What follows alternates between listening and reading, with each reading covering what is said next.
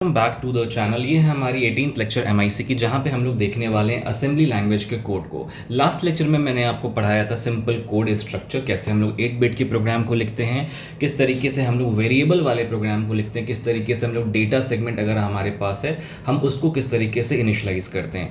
अभी हम लोग और भी प्रोग्राम्स देखने वाले। सबसे पहले मैं आपको सिंपल प्रोग्राम बताता हूँ 16 बिट का, राइट, बिकॉज एग्जाम में क्वेश्चन जो आता है वो 16 बिट पे भी आ सकता है और 8 बिट पे भी आ सकता है। अभी तक जो हमने देखा था वो 8 बिट का एडिशन था। अब हम लोग देखेंगे नेक्स्ट प्रोग्राम अपना, जहाँ पे हम लोग देखेंगे 16 बिट के प्रोग्राम को, राइट। ये बहुत इंपॉर्टेंट है, जब भी आप किसी भी टाइप के प्रोग्राम को कर रहे हैं ये बहुत ज़्यादा इंपॉर्टेंट होता है कि आपको उसके स्ट्रक्चर समझ में आए और आपको मल्टीपल चीज़ें उसके बारे में समझ में आए कि किस तरीके से हमें प्रोग्राम को लिखना है, क्या क्या उसकी टेक्निक्स होते हैं, क्या क्या चीज़ें हमें ध्यान में रखनी है। जैसे लास्ट टाइम मैंने आपको स्ट्रक्चर के बारे में बताया था, सो आई होप वो स्ट्रक्चर आपको याद होगा और वही स्ट्रक्चर हम लोग 16 बिट के लिए यूज़ करने वाले हैं। अब जैसे मेरे जो प्रीवियस लेक्चर्स है, जैसे एड्रेसिंग मोड हो गया या फिर आपका रजिस्टर्ड ऑर्गेनाइजेशन हो गया, वो सारी चीज़ें आपको याद होनी चाहिए, आपको पता होना चाहिए कि कहाँ पे हम लोग AX लेते हैं, कहाँ पे हम लोग AL रजिस्टर का यूज़ करते हैं। सो हमारा जो थर्ड प्रोग्राम है वो है 16 बिट एडिशन, राइट। बहुत सिंपल प्रोग्राम है, बहुत सिंपल तरीके से मैं आपको ये प्रोग्राम बताने वाला हूँ, राइट। एकदम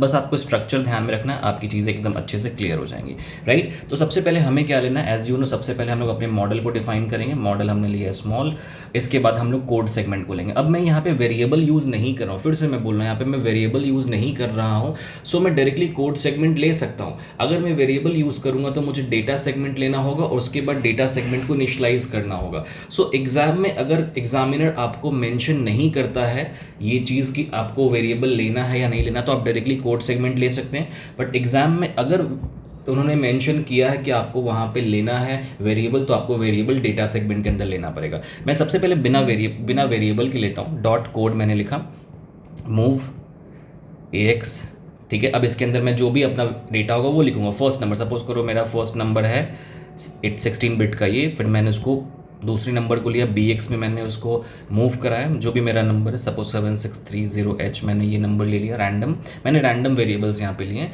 अब मैं यहाँ पे सिंपली ऐड कर दूंगा, ऐड AX और BX, एंड देन सिंपल मैं एंड और एंड, बस हो गया मेरा सिंपल सा, बहुत सिंपल कोड है। इससे ज़्यादा सिंपल कोड हो ही नहीं सकता किसी भी असेंबली लैंग्वेज प्रोग्रामिंग का, राइट। आपको सिंपली मूव करना है, ऐड करना, कुछ नहीं करना। अगर आपको ऐड विद कैरी है तो ADC लिखना है, ये सब्ट्रैक्ट विद बोरो है तो SBB लिखना है, बस आपको यही करना है। अब यही प्रोग्राम सोचो कि अगर मैं इसी प्रोग्राम को लिखता हूँ सपोज वेरिएबल लेके, तो वो मैं कैसे लिखूंगा, बहुत सिंपल, जैसे हमने लास्ट टाइम किया था। आपको सबसे पहले क्या डिफाइन करना है, आपको सबसे पहले जो डिफाइन करना है वो करना है मॉडल अपने, देन डेटा सेगमेंट, देन आपका कोड सेगमेंट। सबसे पहले मैंने यहाँ पे मॉडल डिफाइन किया, मॉडल स्मॉल।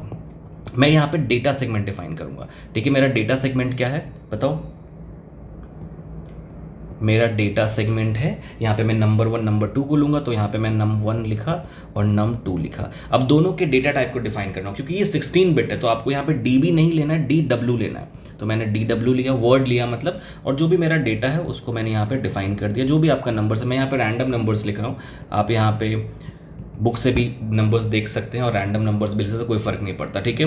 एक रिजल्ट वेरिएबल मैंने लिया, इसको भी DW किया, और क्वेश्चन मार्क मतलब इसकी जो वैल्यू है ये मेरे पास यहाँ पे नहीं है, ठीक है, राइट। अब मैं यहाँ पे क्या करूँगा, मैं यहाँ पे अपना कोड सेगमेंट लिखूँगा जहाँ पे मैं एक्चुअल एडिशन करने वाला हूँ। तो डॉट लगा देना, डॉट लगाना कंपलसरी यहाँ पे, ठीक है, डॉट कोड। अब इसके बाद मैं सबसे पहले क्या करूँगा, डेटा सेगमेंट को इनिशियलाइज करूँगा, बहुत इंपॉर्टेंट है। एक्यूमुलेटर रजिस्टर में move AX @data, because data segment को इनिशियलाइज करो, फिर डेटा सेगमेंट के अंदर आप AX रजिस्टर को मूव कराओ और उसके बाद नॉर्मल कोड है आपका AX num1 में डाल दो और सिंपली आप ऐड कर दो AX num2। अब क्या करना है बताओ, अब आपका रिजल्ट AX में स्टोर हो गया आगे, ठीक है। अब क्या करेंगे, हम लोग मूव करेंगे रिजल्ट के अंदर AX को, सिंपली सेमीकोलन सबके बाद डाल दो, एंड। बहुत सिंपल कोड है, इस तरीके से आप अपने असेंबली लैंग्वेज प्रोग्राम को लिख सकते हैं। बहुत एक्सट्रीमली सिंपल कोड होता है असेंबली लैंग्वेज प्रोग्रामिंग का। आपको बस ये ध्यान रखना है कि आपका जो कोड है, जो स्ट्रक्चर है आपका, बस वो स्ट्रक्चर आपको याद रखना है और कुछ भी यहाँ पे नहीं करना। ये मैंने ऐड का प्रोग्राम किया। सपोज करो मेरा जो 5th प्रोग्राम है, 4 प्रोग्राम मैंने आपको बताया, 5th प्रोग्राम जो मेरा है सब्ट्रैक्ट का, अगर मुझे सेम प्रोग्राम करना है सब्ट्रैक्ट के लिए, सपोज करो 8 बिट है या 16 बिट, हम कैसे करेंगे, बहुत सिंपल है। अगर मेरे पास वेरिएबल डिफाइन नहीं करना है तो मैं सिंपली मॉडल स्मॉल लिखूंगा, डॉट कोड सेगमेंट लूंगा, मूव AL जो भी डेटा आपको लेना है मूव AL में डाल दो, मूव BL में अपने इमीडिएट डेटा को डाल दो, ठीक है, और SUB AL BL, बस सिंपल है, एंड सेगमेंट एंड हो गया। इतना ही सिंपल कोड आपको लिखना है, एकदम आप 5 मिनट में इस कोड को प्रिपेयर कर लेंगे। यही सेम कोड अगर हम वेरिएबल के साथ लिखेंगे तो हम क्या करेंगे, मैं आपकी प्रैक्टिस करा रहा हूँ, सब बताओ। मॉडल स्मॉल डेटा सेगमेंट को इनिशियलाइज करो, जो भी डेटा आपका num1 है num2 है यहाँ पे लिख देंगे। num1 num2 का डेटा टाइप क्या लेना आपको बताओ, 8 बिट है तो DB, 16 बिट है तो DW। मैं 8 बिट ले रहा हूँ तो DB 80H 70H, एक रिजल्ट वेरिएबल लूंगा मैं यहाँ पे DB, okay. Dot code segment लगाऊंगा मैं यहाँ पे। डॉट कोड सेगमेंट में क्या, बहुत सिंपल है, मूव AX डेटा सेगमेंट को इनिशियलाइज करो, AX को डेटा सेगमेंट के अंदर इंसर्ट करो, उसके बाद नॉर्मल अपने कोड को लिखो, ठीक है। मूव AL num1 उसके बाद सिंपल आप सब्ट्रैक्ट कर दो, subtract AL BL and and, हो गया। इतना ही सिंपल कोड होता है आपका असेंबली लैंग्वेज प्रोग्रामिंग का, ठीक है। अब आप इसी तरीके से आप 16 बिट के सब्ट्रैक्शन को भी कर सकते हैं। आप एरे सम, अगर आपको एक एरे लेना है उसके नंबर्स को सम करना है आप वो भी कर सकते हैं। मतलब किसी भी टाइप का कोड है, जो आपका प्रोसेस होगा, आपकी जो एल्गोरिदम होगी वो बस आपको ध्यान रखना है और उसी एल्गोरिदम के बेसिस पे आपको अपने कोड को लिखना है, ठीक है। सो ये मैंने आपको एडिशन सब्ट्रैक्शन का बताया। अब इसमें आपको BCD नंबर का भी अलग होता है कि अगर आपको BCD नंबर लेना है उसके कोड्स आप कैसे करने वाले हैं। सो आपके ग्रुप पे मैं बहुत सारे कोड भी भेज दूंगा, जो भी कोड्स इंपॉर्टेंट है।